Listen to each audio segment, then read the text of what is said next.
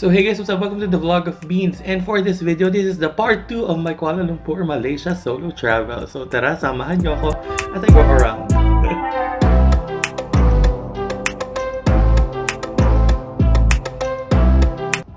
So ayun na nga, this is my day 3 dito sa Kuala Lumpur. Ayan, so nag-decide ako from my hotel, nilakad ko lang papunta dito sa Petaling Street.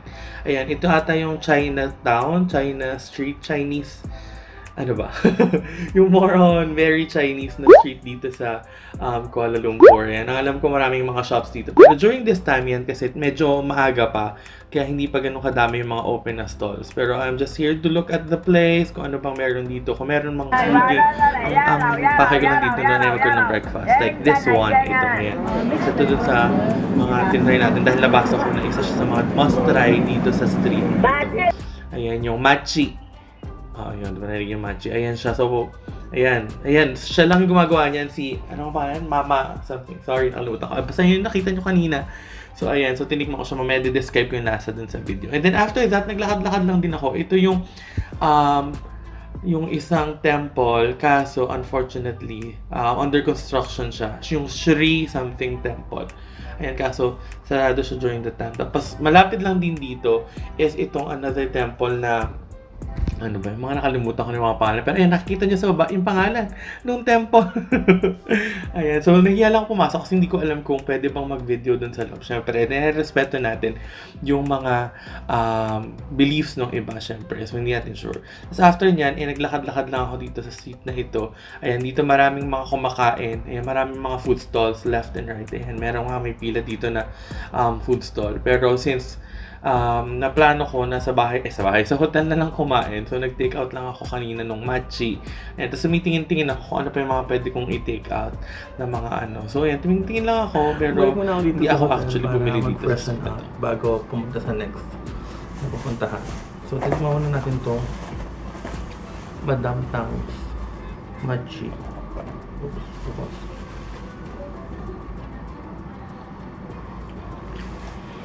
Yung labas niya parang ano sa peanut yung peanut rolls pero masarap. Tapos yung loob niya parang mochi, parang tikoy, iba-ibang flavors.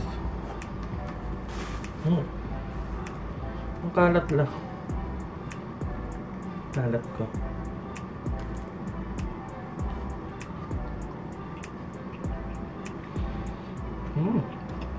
Really good.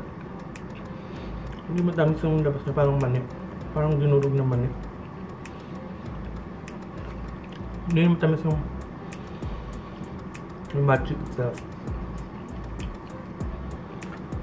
Parang siguro mochi, ganun. Chinese version. Ayun, dahil Friday ngayon, closed for visitors. So, hindi pwedeng pumasok. But ayan, pinayagan ako mag-take ng pictures. It's too nice to tell me naman na ayan, sincerado nga yung yung mosque. Ayan, so naglakad-lakad lang ulit ako kasi pupunta naman ako dun sa parang old building. Ayan, so malapit lang din lahat to. Nilalakad lang from my hotel and dun sa may Masjid Jamek MRT kung tama ako. Ayan, so ito naman ang Sultan Abdul Samad Building. Ayan, isa siya sa mga pinupuntahan dito sa area na to, sa Kuala Lumpur. Ayan, maganda yung structure niya. Ayan, so maganda mag-picture. Siguro pwede mag-prenup. Ayan yung harap niya. And then, ayan yung likod. So medyo tuwing-tingin na ako. Tanghali nito, if I'm not mistaken. Magla-lunch time, kaya medyo wala namang tao. Ayan, pero sobrang init din kasi. Kaya naman siguro wala masyadong lalakad-lakad. Grabe init. Sugod tayo mga kapatid.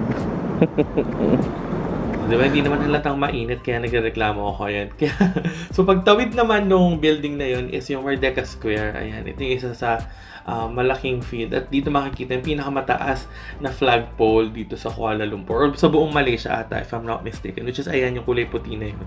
So, I guess ito yung parang Luneta Park? I don't know. Pero, ayan, nandyan yung, ayan, yung pinakamataas na flagpole dito sa buong Malaysia. Kung hindi ako nagkakamali. Ayan. Tapos, nilakad-lakad ko lang. Ayan, grabe, sa initan naglalakad ako, di ba? O, ayan, di ba? Parang Luneta Park nga kasi dito yung Kilometer Zero. Tapos after niya, sa may bandang likod is yung Kuala Lumpur City Gallery. Ayan yung very famous na I Heart KL na maraming nagpapapicture. Yan, so magpapaka-culture muna tayo, kaya papasok tayo ng City Gallery. Actually, hindi ko alam kung anong meron sa loob, kaya i-discover ko siya. Dinidiscover ko siya ng time na yun. Tapos ito pala, dito pala galing ang salitang Kuala Lumpur. Muddy Estuary pala siya. So, diba doon ko lang nalaman sa City Gallery. Tapos ang dami-daming mga spots for picture ng City Gallery. Ayan, kung para doon sa mga mahilig Instagram, ayan, ang dami-daming IG spots, ayan. Tapos may isang room naman na kung saan nandito yung buong parang miniature na Kuala Lumpur, which is, ayan, yung nakita nyo ngayon. So, andyan yung buong city ng Kuala Lumpur na ginawang miniature, which is very cute. Ang galing nga, sobrang nakakatuwa. As in, sobrang laki niyan. Pwede mong ikutin yung buong piece. Pero syempre, wag mo hawakan kasi hindi naman iyo yan. Hindi man iyo yan. So, andyan pati, di ba? Pati yung mga mountains, mga ano. Tapos, ayan, ang dami ito, reflection nung Abdul sa yung building. Yeah. So, sobrang ganda nung pagkakagawa. Ayan, ang dami, sabi ko nga, ang dami-daming art pieces and picture spots yung katulad nitong parang hallway na to. Ayan, street pillars. Ayan, so, pwede ka na mag-picture dyan. Maraming spots, may papakpak. Marami rin kasing tao during that time kasi wala rin namang bayad ang pagpasok dito sa City Gallery. Yan, kaya ang dami, medyo maraming tao nag-picture, so medyo nakakahiya mag-picture. Ay, bumalik muna ako dito sa hotel kasi nahihilo na ako sa init. Bumili ako kanina, yung nakita niyo naman, bumili ako na, oops, hindi ko pwede makapart. Shokin ko, Ice Milo. Ito ay 4 ringgit. Ito naman ay 13 ringgit. So, ano na. May kasama siyang sauce na pepper gravy. Sarap yung sauce. Ito pa, tingnan mo yung chicken ng bite stuff. Ang laki, sobrang laki yung chicken. Pina-chop ko lang.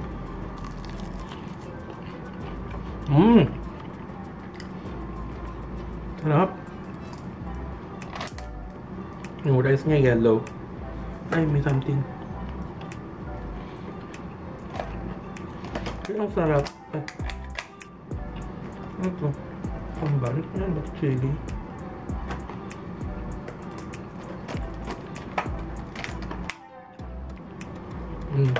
Parang mini salad. Mini salad.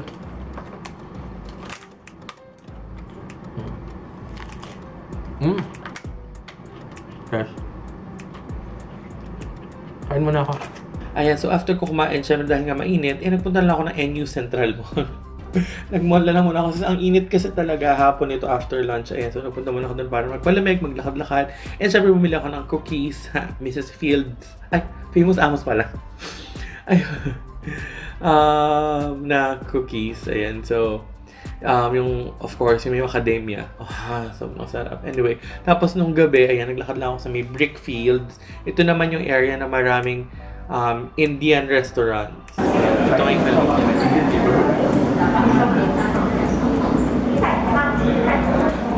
and it's only open 5 days a week. So this is something you won't find elsewhere. Hainanese Western food. Hainanese Western? Hainanese are a clan of Chinese people. They were the last clan the British brought over here. So they mostly served as the wait staff in the colonial man fan. Dumpling on steroids, as I mentioned. So you've got mushrooms, fish cakes, pork. Diba, may hanap akong taga-explain ng mga pagkain in-order ko. So after that, ayan, naglakad-lakad lang ako dito sa Brickfields. Ayan, and pabalik na ako nito ng hotel. Lahat naman ay madaling puntahan because of the MRT, of the system, ayan, which is ito, diba? Walang nagda-drive. Diba, wala lang, share ko lang. So yun lang. Always remember to look up in my trust God and keep the faith. And I'll see you on my next vlog. Bye!